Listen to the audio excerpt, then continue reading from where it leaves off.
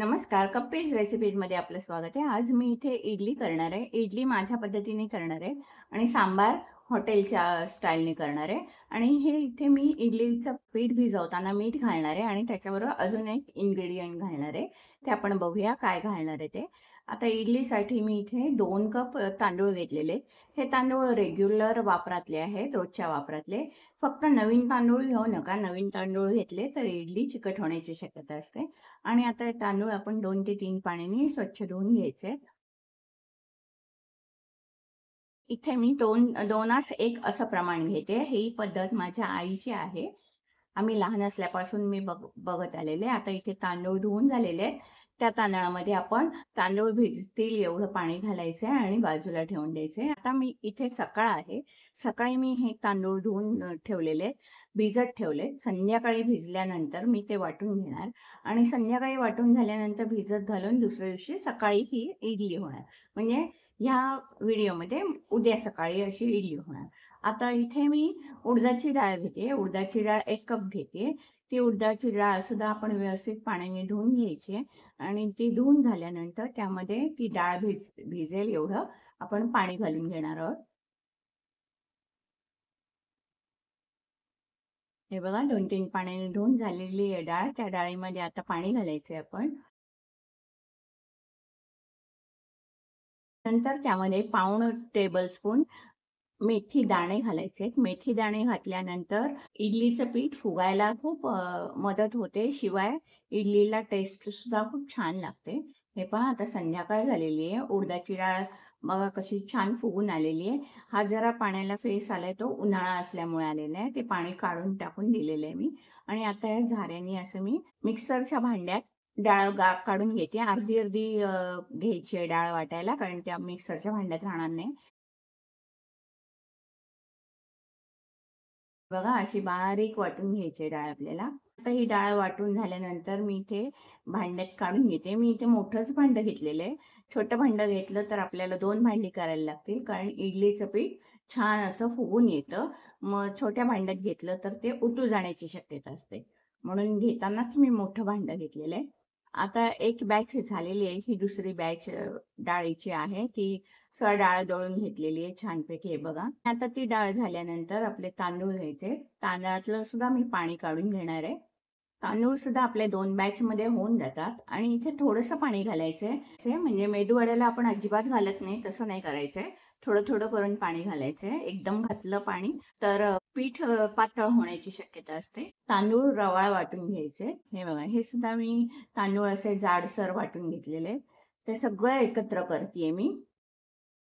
आणि हे पीठ काढून झाल्यानंतर त्या मिक्सरच्या भांड्यात थोडंसं पाणी घालून विसळून घेतले. आणि आता काय करणार आहे, पीठ भिजवतानाच मी इथे मीठ घालून घेणार आहे आणि त्यानंतर एक वेगळा इन्ग्रेडियंट म्हणजे हे तेल मी त्यामध्ये घालणार आहे. हे पळीभर तेल त्यामध्ये घालायचे आणि ते तेल घातल्यानंतर काय होतं, आपल्याला इडली खाल्ल्यानंतर अशी घशाला बसते असं बसणार नाही. शिवाय इडली मऊ व्हायला, स्मूथ व्हायला सुद्धा त्याला मदत होते तेल घातल्यामुळे. आणि आता आपण ते तेल आणि मीठ एकत्र करून घ्यायचे. एकजीव झालं पाहिजे पिठामध्ये. हे पहा, आता हे पीठ पातळ वाटतंय, पण उद्या जेव्हा पीठ फुगून येईल किंवा पीठ फुलेल त्यावेळेला व्यवस्थित होणार आहे ते पीठ, जसं इडलीला हवंय तसं. आता आपण दुसऱ्या दिवशी बघूया काय कसं झालंय पीठ ते. आणि आत्ता बघा किती खाली आहे पीठ आणि दुसऱ्या दिवशी ते खूप फुगून वरती येणार आहे. हे बघा, दुसऱ्या दिवशी मी झाकण उघडून बघते. किती सुंदर झालंय बघा पीठ. मस्त फुगून आलंय. हे पहा कशी जाळी-जाळी दिसतीये. छान झालंय पीठ. आता हे पीठ ढवळून ठेवते. पण नंतर करायची इडली, आता इतक्यात नाही करायची. मी आता इडलीसाठी सांबार करणार आहे. त्याच्यासाठी मी इथे डाळ घेते. अगदी पाव कपापेक्षाही थोडीशी डाळ घ्यायची. अगदी थोडी डाळ लागते या सांबारला. आणि आता ही डाळ 3 ते 4 शिट्या करून आपण शिजवून घ्यायचंय. मी इथे सांबार करण्यासाठी साऊथ इंडियन काकडी घेतलेली आहे. ही काकडी घातल्यानंतर सांबारला इतकी भन्नाट चव येते ना, खूप सुंदर येते. अगदी तुम्ही हॉटेलमध्ये जसं खाता सांबार, तसं सांबारची चव असते. हे बघा, ही एवढी मोठी काकडी लागणार नाहीये. थोडीच घ्यायची आणि काय करायचं, आपण ही असे चिरून त्याच्या ना बिया सगळ्या काढून घ्यायच्या आहेत. आपण काकडी वापरतो त्या काकडीच्या बिया काढायच्या नाहीत, पण ह्या काकडीच्या बिया काढायला लागतात. त्या सगळ्या आपण त्या बिया काढून काकडी चिरून घ्यायची.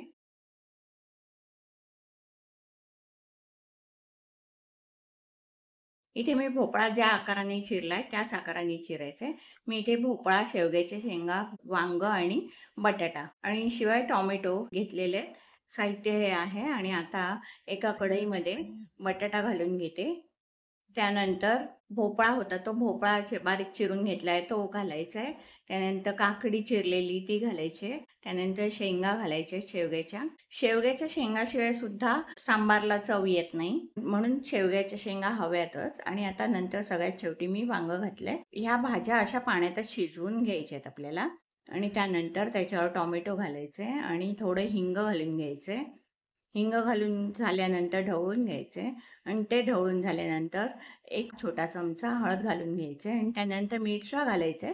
चुकून माझी ती क्लिप कुठेतरी मिस झाली त्याच्यामुळे ते कळलं नाही त्याच्यात मीठ घातले ते. आणि आता झाकण ठेवून आपण त्या भाज्या शिजेपर्यंत ठेवून द्यायचे. आधीमध्ये आपण अशी भाजी ढवळत राहायची, नाहीतर पाणी संपत आलं असेल तर भाज्या खाली लागण्याची शक्यता असते. हे पहा 10 मिनिटांनी आपल्या भाज्या बघा कशा छान शिजत आलेल्या आहेत. बाकीच्या भाज्या आपल्या पटकन शिजतात, पण ती साऊथ इंडियन काकडी जी आहे ती शिजायला खूप वेळ लागतो. त्याच्यामुळे आपण परत पाणी घालायचं त्याच्यात. मी इथे सगळं गरम पाणीच वापरलेलं आहे. हे गरम पाणी घालून पुन्हा झाकण घालून ठेवायचं त्यामध्ये. आणि सांबार करण्यासाठी खोबरं लागतं. मी इथे 1 वाटी ओला नारळ घेतलाय, किसून घेतलाय. तो आपण मिक्सरमधून बारीक करून घ्यायचा आहे. हे पहा असा बारीक करून घ्यायचा आहे नारळ, खोबरं. आणि इथे आपली डाळसुद्धा शिजून झालेली आहे. ती डाळ आपण घोटून घ्यायची. आणि पुन्हा आपण भाज्या कशा शिजल्यात ते बघूया. आधी ढवळून घ्यायच्या आहेत भाज्या आणि त्याच्यानंतर काकडी शिजली का बघायची. थोडीशी अजून शिजायची आहे काकडी. पुन्हा एक 5 मिनिटासाठी आपण झाकण घालून ठेवूया. 5 मिनिटानंतर झाकण काढून बघूया. आता आपल्या भाज्या सगळ्या शिजलेल्या आहेत, छान शिजून झालेल्या आहेत. आणि त्यामध्ये मी पुन्हा पाणी घालते गरम. पाणी घालून झाल्यानंतर आपण जी डाळ शिजवून घेतली होती ती डाळ घातली. कुकरच्या डब्यात पुन्हा मी गरम पाणी घालून त्या सांबारमध्ये ओतते. पण व्यवस्थित ढवळून घ्यायची डाळ, एकत्र करून घ्यायची. डाळ घालून झाल्यानंतर त्याच्या मागोमाग आपण जे ओलं खोबरं वाटून घेतलं होतं ते ओलं खोबरं घालायचे. आणि त्या ओलं खोबरं ज्या मिक्सरच्या भांड्यात होतं त्यामध्ये सुद्धा मी गरम पाणी घातलंय. ते त्या सांबारमध्ये ओतून घेतलंय मी आणि पुन्हा ढवळून घेतलंय. एवढं सगळं झाल्यानंतर आपण काय करायचंय, त्यामध्ये सांबार मसाला घालायचा आहे. 5 चमचे सांबार मसाला घालायचा आहे. सांबार जास्त असल्यामुळे सांबार मसाला जास्त घालावा लागतो. आता एवढा सांबार मसाला घालून झाल्यावरती व्यवस्थित ढवळून घ्यायचे आपल्याला. आणि जर सांबार मसाल्याच्या गुठळ्या झाल्या असतील तर ह्या अशा गुठळ्या आपण पळीत घेऊन चमच्याने मोडून काढायच्या आहेत. हे पहा मी इथे काढतेय तशा. हे बघा इथे 1-2 गुठळ्या झालेल्या आहेत सांबार मसाल्याच्या. त्या मी मोडून काढतेय. त्यामध्ये चिंचेचा कोळ घालायचा आहे. लिंबा एवढी, एका छोट्या लिंबा एवढी मी चिंच भिजत घातली होती. त्याचा कोळ मी त्यामध्ये घालतेय. पुन्हा त्या चिंचेमध्ये थोडंसं पाणी घालून पुन्हा कोळ घालून घ्यायचा आहे. चिंचेचा कोळ एकजीव करून घ्यायचा आहे त्या सांबारमध्ये. सांबार मसाला टाकल्यानंतर त्या सांबारला इतका सुंदर सुगंध येतो सांबार मसाल्याचा. हे बघा छान उकळू द्यायचं आहे आपण. त्यानंतर त्यामध्ये 1 टेबलस्पून साधारण गूळ घातलाय मी. गूळ घालून झाल्यानंतर त्या सांबारला छान उकळी येऊ द्यायची आहे. हे पहा हा सांबारला खूप छान उकळी येते. आणि आता सांबारला उकळी आल्यानंतर आपण सांबारची टेस्ट बघूया, म्हणजे मीठ कमी जास्त कसं आहे ते. इथे मला थोडं मीठ कमी वाटतंय म्हणून मी त्यामध्ये पुन्हा घालते. आणि मीठ घालून झाल्यानंतर पुन्हा त्या सांबारला छानशी उकळी येऊ द्यायची. हे पहा अशा प्रकारे सुंदर सांबार झालेला आहे. मस्त सांबार दिसतोय. हे बघा छान खदखदून उकळ आलेली आहे सांबारला. इथे अजून आपला सांबार झालेला नाहीये. सांबार अजून व्हायचा आहे. फक्त झाकण घालून ठेवलंय मी. आणि त्या सांबारला मी लाल मिरचीचा तडका देणार आहे. आणि तडका दिल्यानंतर लगेच झाकण घालून ठेवायचं आहे, म्हणजे तो मिरचीचा तडका बरोबर त्या सांबारमध्ये छान सगळीकडे पसरला जातो. आणि आता इडली करायला घेऊया. सगळ्यात शेवटी आपण इडली करायची. इडली करायला घेऊया. इडली करायला इडलीच्या भांड्यांना मी तेल लावून घेतलंय. आणि बाजूला मी इडलीसाठी पाणीसुद्धा तापायला ठेवलंय इडलीच्या भांड्यामध्ये.